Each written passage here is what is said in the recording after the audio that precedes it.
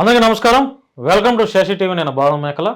కూటమి ప్రభుత్వం ఇద్దరు వ్యక్తులను అదుపు చేయకపోతే కూటమి ప్రభుత్వం వారికి డ్యామేజ్ వస్తుంది, అందులో డౌటే లేదు. మరోసారి చెప్తున్నాను, కూటమి ప్రభుత్వం ఇద్దరు వ్యక్తులను నోరు అదుపులో పెట్టుకోకపోతే ప్రభుత్వానికి ఇద్దరు చేసే తప్పుల వల్ల కూటమి ప్రభుత్వానికి చెడ్డ పేరు వస్తుంది. ఆ చెడ్డ పేరు రాకూడదనే నేను ఈ వీడియోని చేస్తున్నాను. ఎందుకంటే ఒకటి, ఆ ఇద్దరు వ్యక్తులు ఎవరంటే, ఒకటి కిరాకార్పి, జబర్దస్త్ కిరాకార్పి, తర్వాత ఈ చేబ్రోలు కిరణ్ గుంటూరులో ఉంటాడు.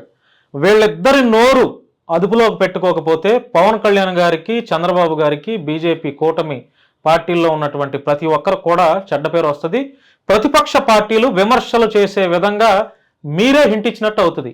ఎందుకు చెప్తున్నానంటే, గతంలో వైఎస్ఆర్సీపీ అధికారంలో ఉన్నప్పుడు బోరుగడ్డ అనిల్ పరిస్థితి ఎలా ఉందో మనం చూసాం.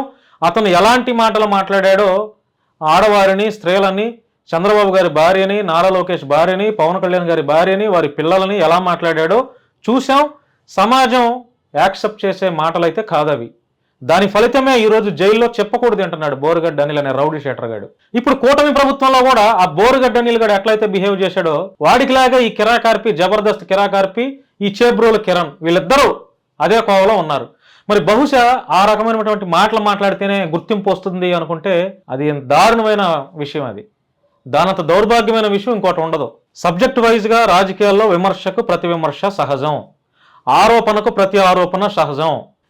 ఏ రాజకీయ పార్టీ అయినా ఇంకో రాజకీయ పార్టీ పైన విమర్శలు, ఆరోపణలు చేయటం సహజం, అది రాజకీయాల్లో మనందరికీ తెలుసు. కానీ పరిధికి మించి, లిమిట్కి మించి, స్థాయికి మించి బూతులు మాట్లాడటం అనేది కరెక్ట్ కాదు. కిరాకార్పి, జబర్దస్త్ కిరాకార్పి ఎన్ని మాటలు మాట్లాడాడో మనందరం చూస్తున్నాం. ఇప్పటికీ ప్రేలాపం పేలుతూనే ఉన్నాడు. మరి రేపటి రోజున అతని భవిష్యత్తు ఏంటో మరి నాకైతే అర్థం అవ్వట్లా.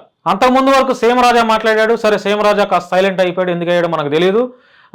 ఇప్పుడు కిరాకార్పి కూడా మాట్లాడుతున్నాడు, మాట్లాడి కొంత స్పీడ్ తగ్గించాడు. ఇప్పుడు ఈ చేబ్రోల కిరణ్ అనేవాడు ఎక్కువ చేసేస్తున్నాడు, చాలా ఎక్కువ. మీకు వాడు మాట్లాడిన మాట ఒకసారి వినిపిస్తాం మీకు. పోలీసులను బట్టలు ఉడదీసి కొడతా అనేసి కామెంట్ చేశాడు. ఇది ఏ విధంగా చూడొచ్చు?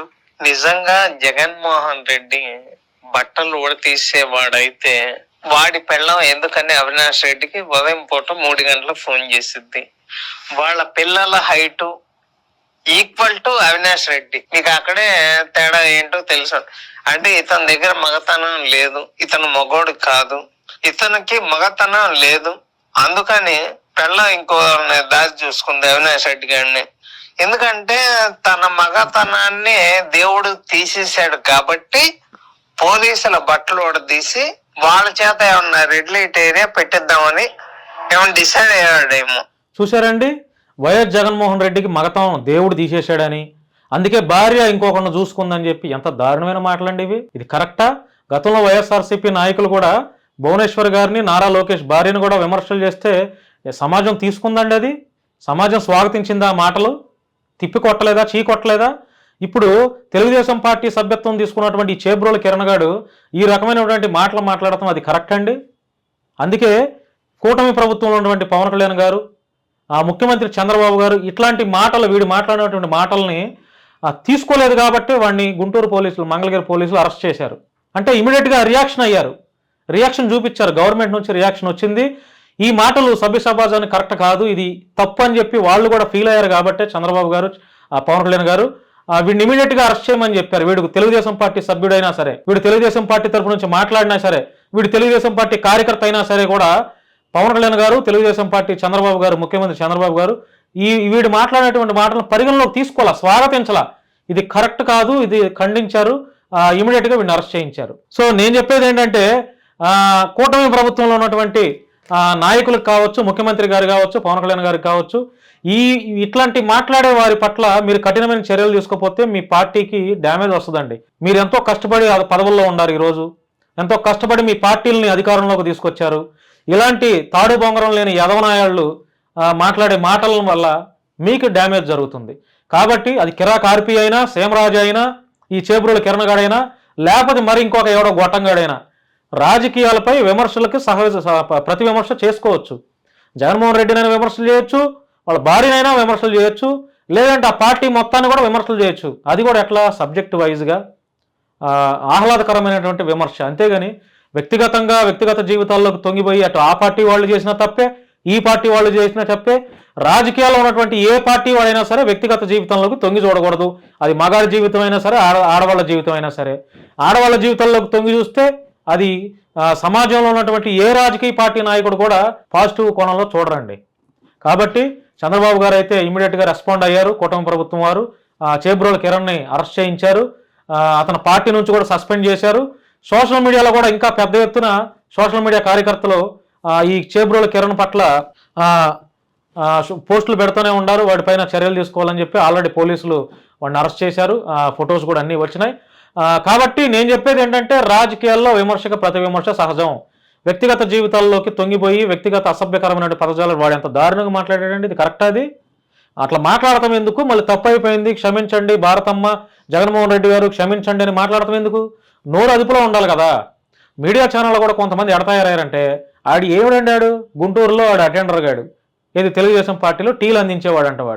వాడేదో ఎలక్షన్ టైంలో ఏదో 4-5 డైలాగులు వాడితే, వాడిని ఏదో ఒక ఇద్దరు ముగ్గురు ఇంటర్వ్యూలు చేస్తే అదే పనిగా పట్టుకొని వీడు ఛానల్లో కూర్చొని కారు కోతలకు వస్తున్నాడు. కరెక్ట్ కాదు ఇది. ఇవి మానుకోవాలి.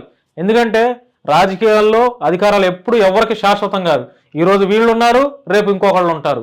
ఎప్పుడు ఆనాడు కాంగ్రెస్ ఉంది, ఎన్టీఆర్ గారు ఉన్నారు, మరలా వైఎస్ రాజశేఖర రెడ్డి గారు కాంగ్రెస్ వచ్చింది, తర్వాత వైఎస్ఆర్కి వచ్చింది, ఇప్పుడు మరలా చంద్రబాబు గారు గవర్నమెంట్ వచ్చింది. ఎన్ని చూడలేదు గవర్నమెంట్లు?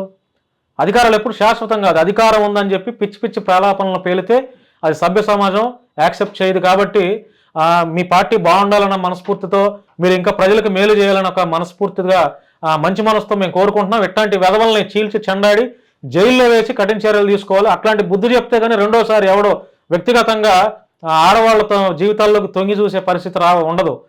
కాబట్టి చంద్రబాబు గారు అయితే స్పందించారు, వాడిని చర్యలు తీసుకున్నారు, వాడిని అయితే అరెస్ట్ చేశారు. దయచేసి ఎవరు కూడా రాజకీయాల్లో ఇట్లాంటి వ్యక్తిగత విమర్శలు అయితే చేయొద్దండి. ఆహ్లాదకరంగా రాజకీయాలు చేసుకోండి, ప్రజలకి పరిపాలన అందించండి, సుపరిపాలన అందించండి. మీరు అమలు చేస్తానని చెప్పినటువంటి హామీలపైన దృష్టి పెట్టండి. మీ పార్టీ ఇంకా మరొక 5 ఏళ్ళు లేదా 10 ఏళ్ళు అధికారంలో ఉండడానికి కావాల్సిన ప్రయత్నాలు చేస్తారని మనస్ఫూర్తిగా కోరుకుంటూ, ఈ చేబ్రోలు కిరణ్ అనే వాడిలాగా ఇంకా ఏ వైసీపీ వాడు మాట్లాడినా కూడా వాడిపైన ఎట్లాగే పోలీసు వారు చర్యలు తీసుకోవాలని మనస్ఫూర్తిగా కోరుకుంటూ ధన్యవాదాలు. Thank you so much.